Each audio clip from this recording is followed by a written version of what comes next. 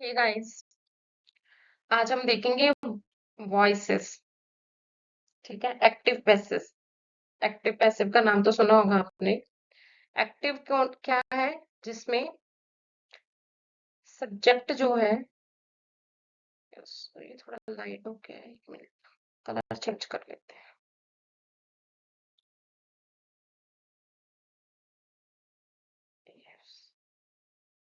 Subject जो है वो कौन है? डूअर, जो काम करता है। पैसिव में क्या है?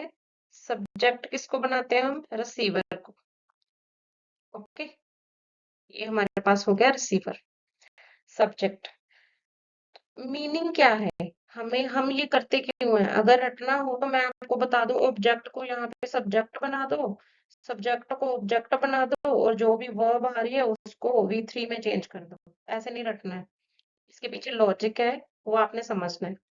मैं आपको बताती हूँ। यहाँ पे ये जो है, ये सेंटेंस कौन सा है? एक्टिव सेंटेंस है। हमने क्या बनाना? पैसिव। एक्टिव सेंटेंस में अमन सिंग्स अ सॉन्ग। ठीक है, ये अमन जो है, ये है सेंटेंस का सेंट्रल आइडिया। सेंट्रल आइडिया बोलो, मेन आइडिया बोलो, ये है वो। ठीक है, मेन स्ट्रेस जिस पे पड़ रही है वो ये है। अमन सिंग्स अ सॉन्ग।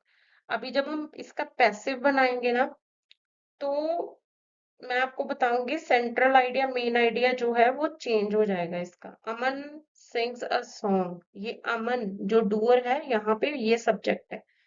सो अभी हम देखते हैं। पहले तो पार्ट्स ऑफ स्पीच पता होगा सबको। ये सब्जेक्ट होता है, ये वर्ब है, और ये क्या है? ऑब्जेक्ट। ये बेसिक स्ट्रक्चर है सेंटेंस का। अभी देखो, हमने क्या किया है, ये अ सॉन्ग को हम लोगों ने सब्जेक्ट बनाया है। A song. इसमें ध्यान रखना है, जो वर्ब है अगर वो प्रेजेंट है एक्टिव में, तो वो पैसिव में भी प्रेजेंट ही रहेगी। ठीक है, उसको चेंज नहीं करना। तो अ सॉन्ग प्रेजेंट में क्या लिख सकते हैं? यहाँ पे डैश लिख देती हूँ मैं। यहाँ पे V3 आएगा।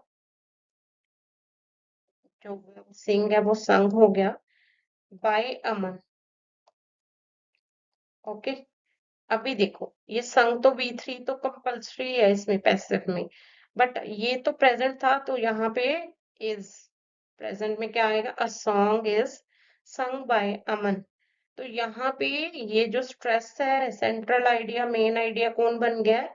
सॉन्ग। पहले यहाँ पे अमन था, यहाँ पे सॉन्ग बन गया है।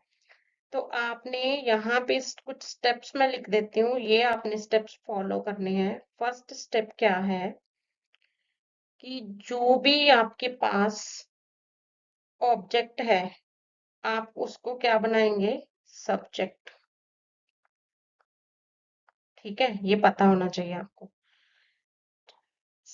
First step. सेकंड स्टेप क्या है? वर्ब जो है वो, मेन वर्ब जो है वो V3 में चेंज करेंगे, और टेंस इसका चेंज नहीं होगा। टेंस जो है वो सेम रहेगा, जैसे वहां पे प्रेजेंट था, यहाँ पे हमने इज लगाया। ठीक है। फोर्थ में क्या है? जो सब्जेक्ट है, जो पहले डूअर था एक्टिव में, उसको हम चेंज करेंगे किसके साथ? बाय। बाय लिख के, बाय के साथ सब्जेक्ट को लिखेंगे, डूअर को, जो पहले था। ठीक है, ये याद रखना है। यहाँ पे देखो, अरुण हैड संग अ सॉन्ग। तो हमारे पास अरुण जो है वो हमने यहाँ पे लिख लिया बाय अरुण पहले।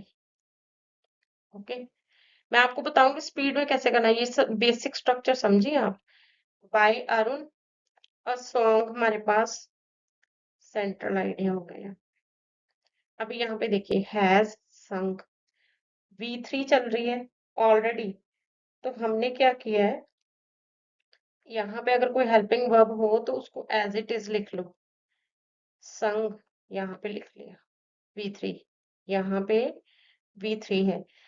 अभी बी की कोई फॉर्म लगानी है, तो ये कौन सी फॉर्म चल रही थी? B3।